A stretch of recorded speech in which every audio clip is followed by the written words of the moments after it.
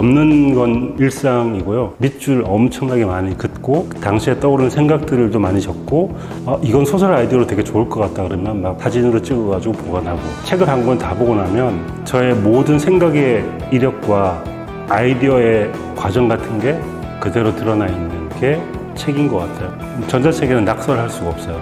지금 이 책과 내가 한 몸이 된다는 느낌 같은 거거든요. 책의 귀퉁이에다가 지금 내가 생각하고 있는 아이디어를 적을 수도 있고요. 그게 책이 가지고 있는 물성이 우리에게 주는 뭔가 포근함 같은 게 아닌가라는 생각이 들어서 잘 찢습니다. 책을 찢어가지고 책장 앞에다 붙이는 걸 되게 좋아해서 책장을 아끼지 않습니다. 못을 넣고 전시의 공간이거나 컬렉터의 공간이 아니라 저의 놀이터 같았으면 좋겠다. 이걸 통해서 내가 더 재미있는 작업을 하고 더 재미있는 놀이를 할 수 있는 도구들이었으면 좋겠다. 네, 안녕하십니까. 저는 소설 쓰는 사람이고요. 김중혁이라고 합니다. 잡지 같은 인간인 것 같아요. 소설도 쓰고 있지만 음악에 대한 관심도 있고 그림도 그리고 다양한 것들을 하는 게 잡지라는 게 온갖 것들이 다 뒤엉켜 있고 다양한 것들이 버무려져 있잖아요. 한 권의 잡지처럼 남았으면 좋겠다. 그런 생각이 들어요. 작가가 되고 싶었던 생각이 별로 없었고요. 예술이 여러 개가 있잖아요. 그 중에서 가장 제가 꿈꾸는 예술은 뭐냐 하면 음악인 것 같아요. 음악이 저는 최상의 예술이라고 생각을 하는데 그래서 저의 롤모델은 데이빗 보이나 앤디 워홀과 함께 활동했던 벨벳 언더그라운드나 널바나나 그런 사람들을 꿈꿨던 것 같아요. 그래서 지금도 만약에 다시 태어나서 선택할 수 있다. 그런데 해밍웨이가 될 수 있고 데이빗 보이가 될 수 있다. 둘 중에 뭘 선택할 거냐? 전 데이빗 보이거든요. 그래서 저의 롤모델은 대체로 뮤지션인 경우가 많았습니다. 저는 텍스트 교육은 제일 나중에 시키는 게 좋다고 생각을 하는 입장인데요. 언어는 뭔가 규정하는 것이기 때문에 사람의 상상력을 제한할 수 있다고 생각이 들어요. 그림이나 음악이나 추상적인 예술 작품, 예술 감각을 먼저 익힌 다음에 제일 늦게 언어를 배우는 게 좋다고 생각을 하기 때문에 저도 약간 그랬던 것 같아요. 뛰어놀면서 온갖 감각을 다 느낀 다음에 텍스트로 뭔가 정리해보고 싶었던 마음이 든 거는 고등학생 때였던 것 같거든요. 작가가 되겠다는 생각도 한 번도 해본 적이 없었던 것 같은데 제가 이런 작가가 될 수 있었던 것은 감각, 수많은 촉각, 후각, 청각, 미각 때문이었던 것 같아요. 그런 감각들을 몸에 가지고 있다가 나중에 언어를 익히고 그 언어로 내가 가진 감각을 설명할 수 있다면 더 좋겠다. 작가가 된 저의 과정 역시 그러했기 때문에 그런 생각을 하게 되는 것 같습니다. 취미 중에 하나가 티셔츠 만드는 건데요. 이게 제가 만든 티셔츠인데 커트 보네거트라는 작가의 문구예요. 이 문구처럼 살고 싶어가지고 모든 것이 아름다웠고 누구도 상처받지 않았다. 내가 예술을 한답시고 누구를 상처 주지 않는 예술을 하고 싶다. 그런 생각을 하고 있기 때문에 이 문장이 저한테는 어쩌면 바이블처럼 느껴지는 문장이어서 이런 문장을 가슴에 새겨놓고 있습니다. 컷 보네거트라는 미국 작가란 어떠해야 할까라는 질문을 던져준 사람이어서 저한테는 아마 롤모델이라고 할 수 있을 작가인 것 같습니다. 작품 중에 제오도살장이라는 작품이 있는데 이 컷 보네거트는 이력이 좀 특이한데 독일계 미국인인데요. 드레스덴에서 공습 피해를 받고 기적처럼 살아난 사람이에요. 죽었다 살아난 전쟁의 공포, 피해 같은 것들이 작가로 만들어준 원동력이었던 것 같은데 인생이란 굉장히 허무하다. 그 허무함 속에서도 어떻게든 살아가야 한다. 어떻게 살아가야 될까?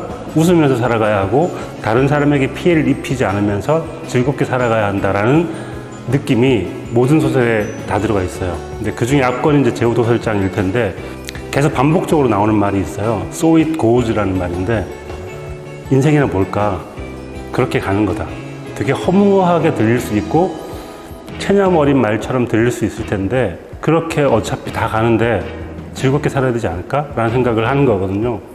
제가 이제 첫 번째 에세이집 제목이 뭐라도 되겠지라는 제목인데 그것도 제목을 듣고 사람들이 너무 체념 섞인 말이 아니냐, 말투가 이러냐라고 하는데 저한테는 굉장히 긍정적인 말이거든요. 우리가 되게 훌륭하게 되고 싶고 되게 위대한 사람이 되고 싶지만 사실은 우리의 본분은 잘 살아가는 건데 뭐라도 될 거다. 우리는 뭐라도 될 거니까 훌륭하게 되려고 하지 말고 그냥 훌륭하게 되려는 마음 자체를 버리고 잘 존재하자.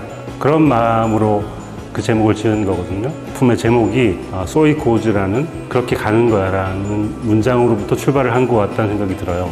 컷 보네것 같은 경우는 인간의 가장 암울했던 역사를 SF에 녹여서 굉장히 유머러스하게 그린다는 게 가장 큰 장점인 것 같아요. 가상 이야기 같은데 알고 보면 우리의 이야기고 우리가 겪었던 이야기들이라는 점에서 아주 훌륭한 작가라는 생각이 들고, 그 작가가 가지고 있는 태도 자체가 냉소 같은 것인데 저는 그 냉소야말로 지금 우리가 가져야 할 필요한 덕목 같은 게 아닐까. 이 세상 자체를 차갑게 바라보되 희망을 잃지 않는 자세가 필요하다는 생각이 들거든요. 희망을 잃지 않는 이상한 용기 같은 게 생기는데 그런 용기를 주는 작가라는 생각이 들고요. 더글라스 아담스의 은하수를 여행하는 히치하이커를 위한 안내서, 커트 보네거트의 영향을 많이 받은 사람이고요. 이 사람은 라디오 작가 출신이고 라디오 대본으로 출발을 했었는데 그 대본이 되게 재밌어가지고 소설로도 히트를 하고 그랬던 책인데, 저한테는 정말 바이블인 게 성경책을 다 읽은 사람이 사실 많지는 않을 거예요. 저도 은하수를 여행하는 히치하이커를 위한 안내서를 다 읽지 않았습니다. 그러니까 좀 보다가 너무 재밌어가지고 이건 나중에 아껴봐야지 하고 틈날 때마다 이렇게 넘겨봤어요. 시간 나면 한 중간쯤 보다가 또 시간 나면 뒤를 보다가, 그렇게 봐도 너무 재밌는 책이어서 처음부터 끝까지 통독했다는 느낌은 없거든요. 그래서 저한테는 정말 바이블인 게 군데군데 여러 번 봤고 자주 보게 되는 책이라서 그 책을 아주 좋아하고요. 코믹 SF의 거장이라고 이제 알려져 있는데 정말 재미있고 정말 어디로 튈지 모르는 이야기로 가득한 책이어서 꼭 추천을 해드리고 싶고요. 그 책은 더글라스 아담스 같은 경우는 커트 보네거트를 워낙 좋아해서 이제 비슷하게 롤 모델처럼 따라하고 있기도 한데 차이점이 있다면 저는 대중문화인 것 같아요. 더글라스 아담스는 대중문화에 대한 엄청난 광팬이어서 작품 속에 그런 요소들이 들어가 있고요. 저는 모든 작가들에게 가장 중요한 키워드는 당대인 것 같아요.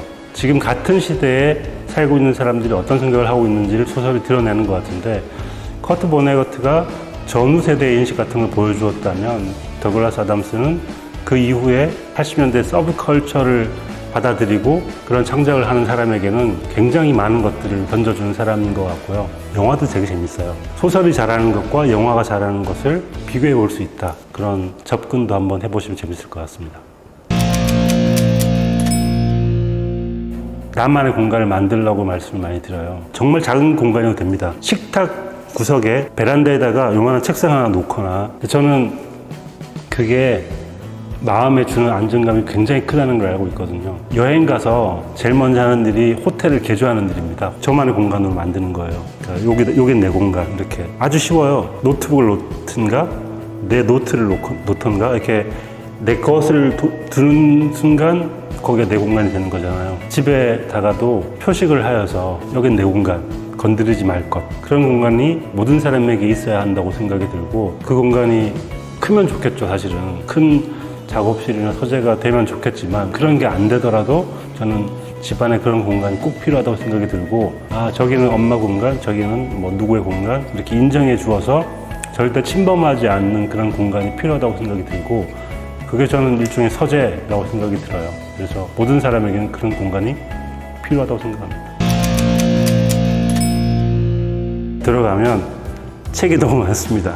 책장이 12개 정도 있더라고요. 책을 볼 때마다 그런 생각을 늘 하죠. 이걸 언제 다 읽지? 궁극적으로 책이 다 버려지는, 그러니까 지금도 책을 막 안고 지고 이고 살고 있는데 감동도 받고 정보도 얻고 사랑하지만 궁극적으로는 헤어져야 할 대상이라는 생각이 더 들거든요. 그래서 이제 서재에 있는 책들을 볼 때마다 언젠가 헤어질 거야. 언젠가 이 모든 것들과 헤어지고 아무것도 남아있지 않은 곳에 서재를 만들 거야. 그런 말도 안 되는 꿈을 꾸죠. 언젠가는 그래도 헤어져야 되지 않을까?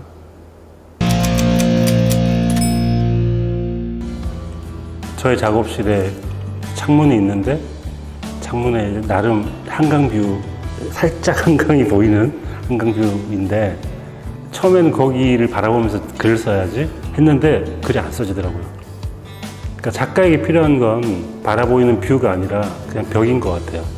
작가에게 작업실은 바라볼 수 있는 벽이 있는 공간이고요.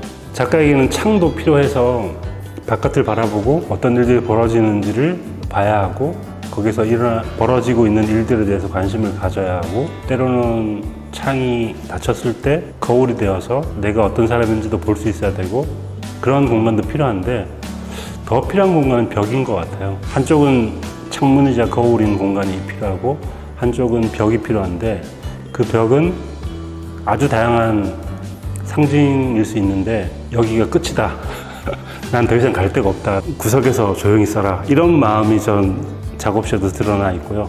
창문 앞에서는 상상할 수 없는 것들이 있는데 벽 앞에서는 상상할 수 있는 거, 벽에다가 계란을 던지는 심정으로 글을 쓰고 있는 것 같은데 저라는 작가의 생각과 내가 꿈꾸고 있는 것들을 계속 벽에다 던져보고 깨지는 걸 보면서 글을 써나가는 게 아닌가 그런 생각을 하면서 벽을 보고 글을 쓰고 있습니다.